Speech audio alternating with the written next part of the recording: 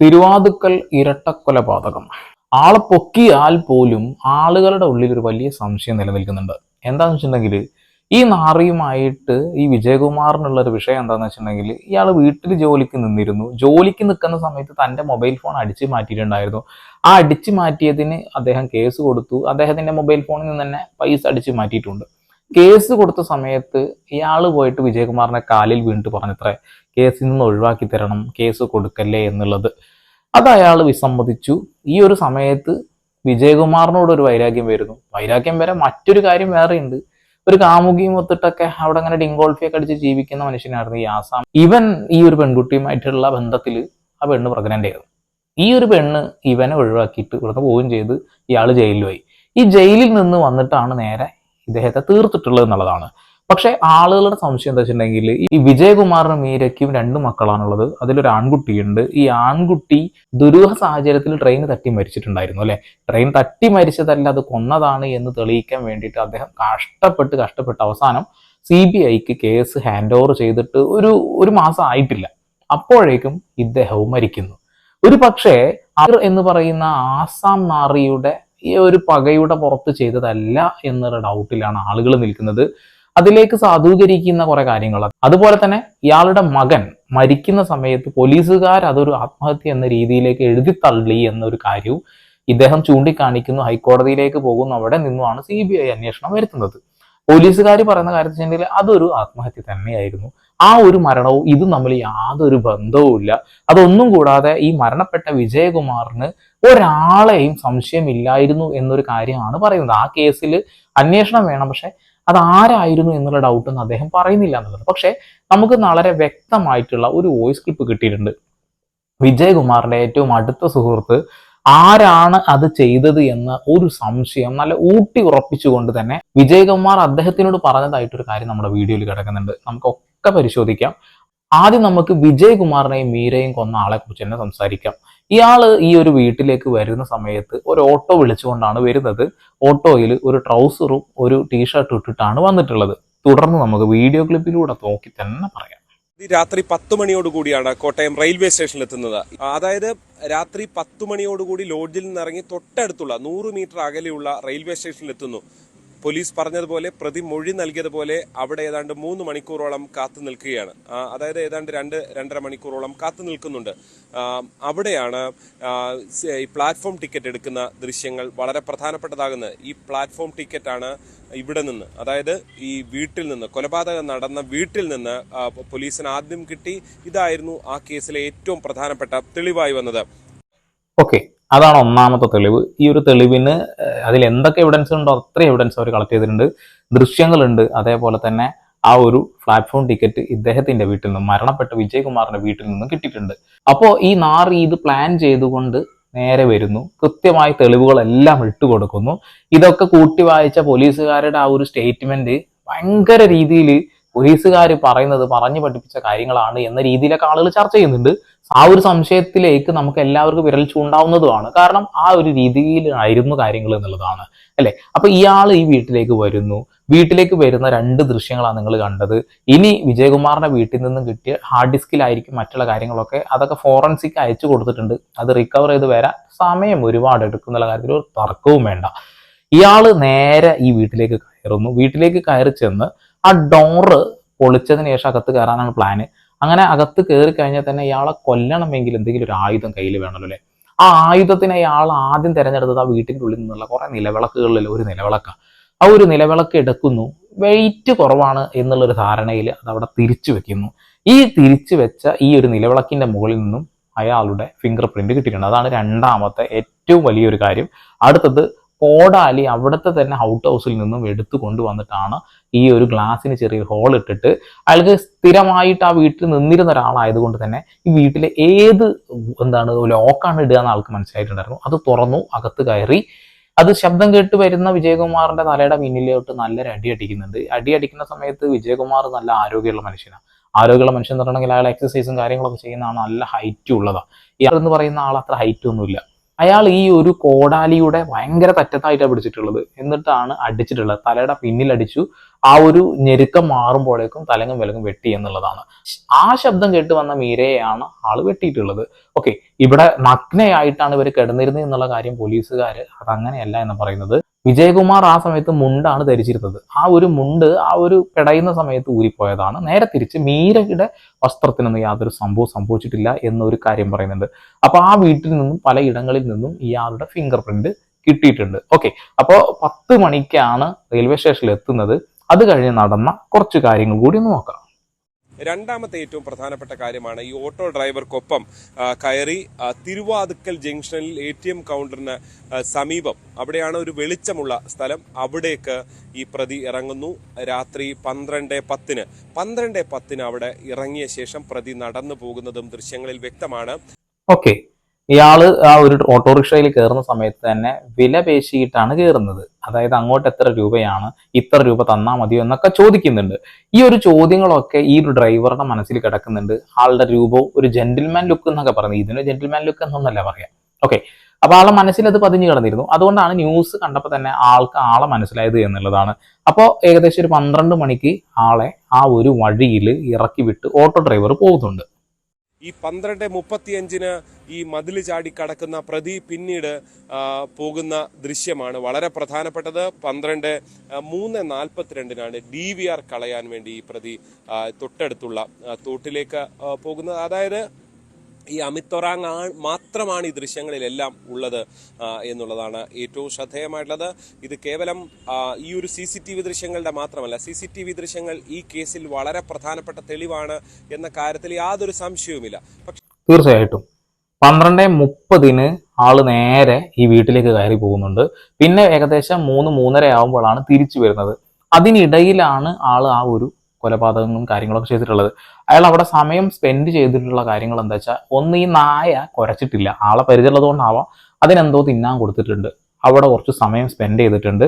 അതുകൂടാതെ ഈ ഡോറ് തുറക്കാനുള്ള സംവിധാനങ്ങൾ ഒരുക്കാനുള്ള സമയം കളഞ്ഞിട്ടുണ്ട്. അത് കഴിഞ്ഞ് അകത്തേക്ക് ചെല്ലുന്നു. ഈ ഒരു ആയുധം ഉപയോഗിച്ച് ഇവരൊക്കെ വെട്ടിക്കൊന്നതിന് ശേഷം ഇയാൾ അങ്ങോട്ട് പോയി തിരിച്ചു വരുമ്പോൾ അയാളുടെ ശരീരത്തിൽ ചോര വേണം. ഇപ്പൊ നിങ്ങൾ കണ്ട വീഡിയോയിൽ അയാളുടെ ശരീരത്തിൽ അങ്ങനെയുള്ള, ഇതിപ്പോ ഒരു ബ്ലാക്ക് ആൻഡ് വൈറ്റ് രീതിയിൽ കാണുന്നതാണെങ്കിൽ പോലും ബ്ലഡ് ഉണ്ട് എന്നുണ്ടെങ്കിൽ ശരീരത്തിൽ അവിടെ ഇവിടെ ഉണ്ടെങ്കിൽ ആ ടീഷർട്ടിൽ ബ്ലാക്ക് കളറായിട്ട് കാണാം. അങ്ങനെയുള്ള ഒന്നും കാണാനില്ല. ഞാനത് ഒരുപാട് തവണ സൂക്ഷിച്ചു നോക്കി. അപ്പോൾ അയാൾ വസ്ത്രം മാറിയിട്ടുണ്ടോ പിന്നീട് എന്നൊന്നും അറിയില്ല. പക്ഷെ അങ്ങോട്ട് പോകുന്ന സമയത്ത് ആളുടെ കയ്യിൽ വേറെ വസ്ത്രമൊന്നുമില്ല. അത് പ്രത്യേകം ശ്രദ്ധിക്കണേ. ഓക്കെ, അപ്പൊ നമ്മുടെ പോലീസുകാർക്ക് വേണ്ടത് തെളിവാണ്, കോടതിയിലും തെളിവാണ് വേണ്ടത്. അത് കൃത്യമായിട്ട് കിട്ടിയിട്ടുണ്ട്. ഇയാളുടെ ഫിംഗർ പ്രിന്റ് കിട്ടുന്നുണ്ട്. ഇയാൾ തെളിവ് നശിപ്പിക്കാനായിട്ട് ആ DVR എടുത്ത് കൊണ്ടുപോയി കുളത്തിലിട്ടു എന്ന കാര്യം പറയുന്നു, തോട്ടിലിട്ടു എന്ന് പറയുന്നു. അതൊക്കെ പോലീസുകാർ തിരിച്ചെടുക്കുന്നുണ്ട്. അതേപോലെ തന്നെ കറക്റ്റ് തെളിവ് അയാൾ മൊഴി എടുത്തിട്ടുണ്ട്, ഒക്കെ പറഞ്ഞിട്ടുണ്ട്. പക്ഷെ ഇവിടെ വലിയ ഒരു സംശയം നിൽക്കുന്നത് എന്താ വെച്ചിട്ടുണ്ടെങ്കിൽ, ഈ വിജയകുമാറിനോട് ഇയാൾക്കുള്ള ഒരു ദേഷ്യം എന്താ വെച്ചിട്ടുണ്ടെങ്കിൽ, സ്വന്തം കാമുകി ഇയാളെ ഉപേക്ഷിച്ച് പോയതും അതുകൂടാതെ തന്നെ നാണം കെടുത്തിയതിനുമാണ് ഈ ഒരു പ്രശ്നം ഉണ്ടായി എന്ന് പറയുന്നത്. ഈ പറയുന്ന പ്രതിക്ക് ഒരു കളവ് സ്വഭാവമുള്ള ആളാണ്. സ്വന്തം വീട്ടിൽ നിന്ന് തന്നെ അത്യാവശ്യം മൊബൈൽ ഫോണുകൾ കിട്ടിയിട്ടുണ്ട്. കോടീശ്വരനായിട്ടുള്ള വിജയകുമാറിന്റെ വീട്ടിൽ നിന്നും ഒരു വസ്തു പോലും ആൾ എടുത്തിട്ടില്ല എന്നുള്ളതാണ് അല്ലെ. മുന്നേ എന്തിനാണ് പിടിക്കുന്നത്? മൊബൈൽ ഫോൺ എടുക്കുന്നു, അതിൽ നിന്ന് ഫണ്ട് കട്ടതിനാണ് എടുക്കുന്നത്. അവിടെയാണ് വലിയ ചോദ്യചിഹ്നം കിടക്കുന്നത്. കാരണം ആ വീട്ടിൽ എവിടെയൊക്കെയാണ് സ്വർണം ഇരിക്കുന്നത് എന്നൊക്കെ അദ്ദേഹത്തിന് കൃത്യമായിട്ട് അറിയുന്നുണ്ടാവും. അദ്ദേഹത്തിനെല്ലാം നായക്കാട്ടത്തിനൊക്കെ അറിയുന്നുണ്ടാവും. അയാൾ കൃത്യമായിട്ട് അതിൽ നിന്നൊക്കെ എന്തെങ്കിലുമൊക്കെ എടുക്കാൻ സാധ്യതയുണ്ട്. പിന്നെ ഈ മരണപ്പെട്ട സ്ത്രീയുടെ ശരീരത്തിൽ സ്വർണ്ണമുണ്ട്, ഒന്നും എടുത്തിട്ടില്ല. ഇതാണ് വലിയ സംശയം. കാരണം ഇയാൾ ഇവരെ കൊന്നതിന് ശേഷം നേരെ സ്വന്തം സുഹൃത്തിന്റെ റൂമിലേക്കാണ് പോയിട്ടുള്ളത്. അതായത് നാട് വിടാനുള്ള ശ്രമവും നടത്തിയിട്ടില്ല. ഇതിൽ നിന്നൊക്കെ നമുക്കൊരു സംശയം വരുന്നത് വെച്ചിട്ടുണ്ടെങ്കിൽ, ഇയാളെ കൊണ്ട് ആരെങ്കിലും ഇത് ചെയ്യിച്ചതാണോ എന്നുള്ളതാണ്. അതിനെ സാധൂകരിക്കുന്ന രീതിയിലുള്ള തെളിവുകൾ നമ്മളിത് അടുത്തതിടാൻ പോവുകയാണ്. മരണപ്പെട്ട വിജയകുമാർ തൻ്റെ മകനെ കൊന്ന ആളുകളെ കുറിച്ചിട്ട് തൻ്റെ സുഹൃത്തിനോട് പറയുന്ന ഒരു വോയിസ് ആണ്. ഈ വോയിസ് നിങ്ങൾ മുഴുവൻ ഒന്ന് കേട്ടു നോക്കൂ. എന്താണ് സംഭവിച്ചതെന്നുള്ളതിന്റെ ഏകദേശ ധാരണ കിട്ടും. CBI അന്വേഷിക്കാൻ പോകുന്ന കേസാണ്. CBI അന്വേഷിച്ചു. ഇപ്പൊ നടന്ന കേസും CBI വന്ന് അന്വേഷണം കാര്യങ്ങൾ, ഇൻക്വസ്റ്റും കാര്യങ്ങളും ഒക്കെ ചെയ്തു വെച്ചിട്ടുണ്ട്. ഈ പറയുന്ന ആസാമിൽ നിന്ന് വന്ന നാറി അവനെ കൊണ്ട് ആരെങ്കിലും ചെയ്യിച്ചതാണോ എന്ന സംശയത്തിലേക്ക് തന്നെയാണ് വിരൽ ചൂണ്ടുന്നത്. വോയിസ് ഉണ്ട്, കുറച്ച് നേരം ഉണ്ട്. എല്ലാവരും ക്ഷമയോടുകൂടി ഒന്ന് കേൾക്കുക. വിജയകുമാറിനെയൊക്കെ കൊന്ന ആ കേസ് വളച്ചു കെട്ടി പിന്നെ ആസാംഖാന്റെ ഇടയ്ക്ക് വെച്ച് കിട്ടും.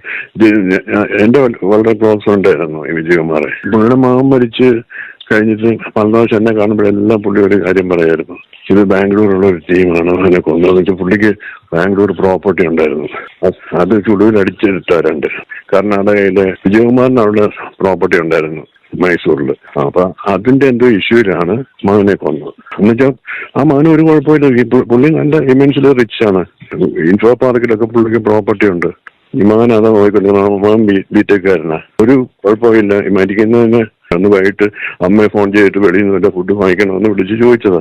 ആ മനുഷ്യൻ എങ്ങനെ അവിടെ കിടക്കുന്നു? അതുമല്ല, മെയിൻ റോഡിൽ MC റോഡിൽ പിന്നെ വണ്ടി കിടക്കുന്നു. അവിടെ നിന്ന് 240 മീറ്റർ അകലെ ഈ കഴുത്തും മുറിച്ചിട്ട് നടന്നു പോകത്തില്ല. അത് പുള്ളിക്ക് അത് ഭയങ്കര ഡൗട്ടായിട്ട് പുള്ളി അതിന്റെ പുറകെ ഓടി. പിന്നെ ആസിഫിന്റെ പഴയ പ്രോസിക്യൂഷൻ പുള്ളി ആ കേസൊക്കെ നടത്തിയത്. അങ്ങനെ 2 മാസം മുമ്പ് പിന്നെ CBIയുടെ അന്വേഷണത്തിന് ഹൈക്കോടതി ഉത്തരവിട്ടു. ഓക്കെ, ഇത്രയും ഭാഗം കേട്ടപ്പോൾ തന്നെ നിങ്ങൾക്ക് ഏകദേശം മനസ്സിലായിട്ടുണ്ടാവും അല്ലേ? ഇവർ സാമ്പത്തികമായിട്ട് നല്ല അടിപൊളി ടീമാണ്. മകനും ഉണ്ട് അത്യാവശ്യം കുഴപ്പമില്ലാത്ത സ്വത്തും കാര്യങ്ങളൊക്കെ. അപ്പോൾ ഒരു തരത്തിലുള്ള പ്രശ്നങ്ങളില്ല. വീട്ടിൽ നിന്ന് അമ്മ കൊടുത്ത ഭക്ഷണമൊക്കെ കഴിച്ച് സന്തോഷത്തോടു കൂടി വീട്ടിൽ നിന്ന് ഇറങ്ങിയ ഒരാള് എങ്ങനെയാണോ സ്വന്തം കഴുത്ത് മുറിച്ച് 250 മീറ്ററോളം നടന്നു പോയിട്ട് റെയിൽവേ ട്രാക്കിൽ കിടക്കുക? ഒരാൾ ട്രെയിൻ ഇടിച്ചു കഴിഞ്ഞിട്ടുണ്ടെങ്കിൽ ചിഹ്നം ഭിന്നമാവും അല്ലെ? ആള് കിടക്കുന്നത് റെയിൽവേ ട്രാക്കിന്റെ സൈഡിലാണ്, അല്ലാതെ ട്രാക്കിൽ നിന്ന് ഇടിച്ച് തെറിപ്പിച്ച് കഷ്ണങ്ങളൊന്നും ആയിട്ടില്ല. എന്നിട്ടും പോലീസുകാർ അതൊരു ആത്മഹത്യയായിട്ട് മാറ്റി എന്നുള്ളതാണ്. ഇദ്ദേഹത്തിന് കർണാടകയിലുള്ള ഒരു സ്ഥലം അത് ചുളുവിലക്ക് കൈക്കലാക്കാൻ വേണ്ടിയിട്ട് ആ ഒരു ഏതോ നാറികൾ ചെയ്ത കാര്യമാണ്. കൃത്യമായിട്ടത് ഇദ്ദേഹത്തിന്റെ സുഹൃത്തിനോട് പറഞ്ഞിട്ടുണ്ട്. ഓക്കെ, നമുക്ക് തുടർന്ന് കേൾക്കാം കേട്ടോ. അതിന്റെ പ്രത്യേകത ഇവൻ ചെന്ന് ഡോറ് തുറന്നതും കൊടുക്കാനൊക്കെ അവൻ സഹായിക്കണം. അവന് വല്ല കാര്യമായിട്ട് ക്യാഷ് കൊടുത്താണ്.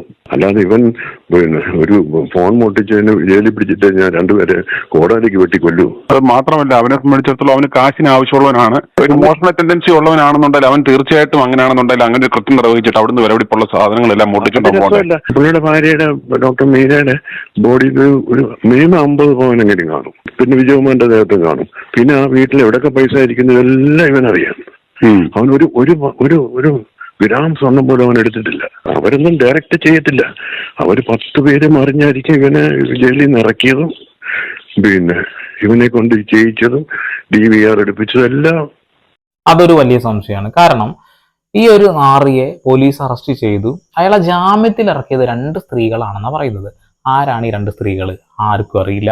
അതിനെ പല ആളുകളും പല രീതിയിൽ വ്യാഖ്യാനിക്കുന്നുണ്ട്. ഇപ്പൊ ഇവർക്കൊരു പെൺകുട്ടിയുള്ളൂ, ഒരു മകളുള്ളൂ. ആ ഒരു മകളാണ് ഇനി സ്വത്തിനൊക്കെ അവകാശി. അവർ ചെയ്തതാണെന്നൊക്കെ കുറെ ആളുകൾ പറയുന്നുണ്ട്. അതൊരു തെളിവില്ലാത്ത രീതിയിൽ നമ്മൾ പറയുന്നത് ശരിയല്ല. ഓൾറെഡി അവരും വെൽ സെറ്റിൽഡ് ആണ്. അവരുടെ കുറച്ച് വീഡിയോസ് ഒക്കെ ഞാൻ കണ്ടിരുന്നു, ഒരു ഇന്റർവ്യൂ വീഡിയോസ് ഒക്കെ കണ്ടിരുന്നു. ഭയങ്കര ഫ്ലുവൻ്റ് ആയിട്ട് ഇംഗ്ലീഷൊക്കെ സംസാരിക്കുന്ന, നല്ല വിദ്യാഭ്യാസമുള്ള, അത്യാവശ്യം സാമ്പത്തികമായിട്ട് അവർക്ക് ഒരു കുഴപ്പമില്ല. ഈ വീട്ടിൽ നിന്നൊന്നും കിട്ടാതിരിക്കില്ല. അത് ഓൾറെഡി അവർക്ക് അതൊക്കെ കിട്ടുന്നതാണ്. പക്ഷെ ഈ ഒരു നാറിയെ ആരോ ഒരാൾ ജയിലിൽ നിന്ന് ഇറക്കി, 2 സ്ത്രീകളാണ് ഇറക്കിയെന്ന് പറയുന്നത്. അപ്പൊ അതൊക്കെ സംശയത്തിന്റെ മുൾമുനയിലേക്ക് കൊണ്ടുവയ്ക്കുന്ന കാര്യങ്ങൾ തന്നെയാണ്.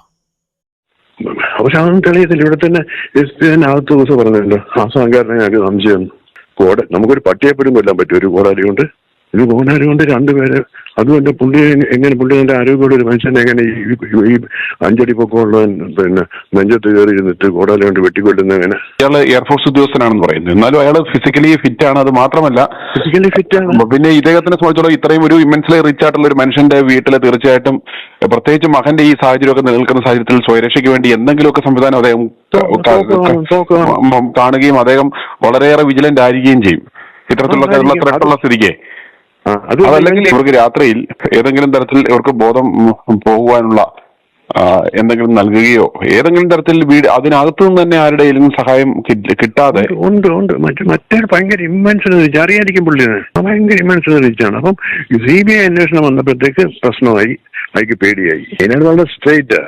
ഒരുപാട് പൈസ ഉണ്ട്. അത് ബഹ്റൈനിലായിരുന്നു, സൗദിയിലുണ്ടായിരുന്നു, അവിടെയൊക്കെ ബിസിനസ് ആയിരുന്നു. അവർക്ക് നാട്ടിൽ വന്നിട്ട് അദ്ദേഹത്തിന്റെ ബിസിനസ് പങ്കാളികളാകാനുള്ള സാധ്യതയില്ല. കാരണം എന്ത് ബിസിനസ് ആണെന്നോ ഒന്നുമില്ല. അയാളുടെ ബിസിനസ് എന്ന് വെച്ചാൽ പിന്നെ ഇവിടെ പിന്നെ ഒരു ഓഡിറ്റോറിയം ഉണ്ട്, കല്യാണ മണ്ഡപമൊക്കെ.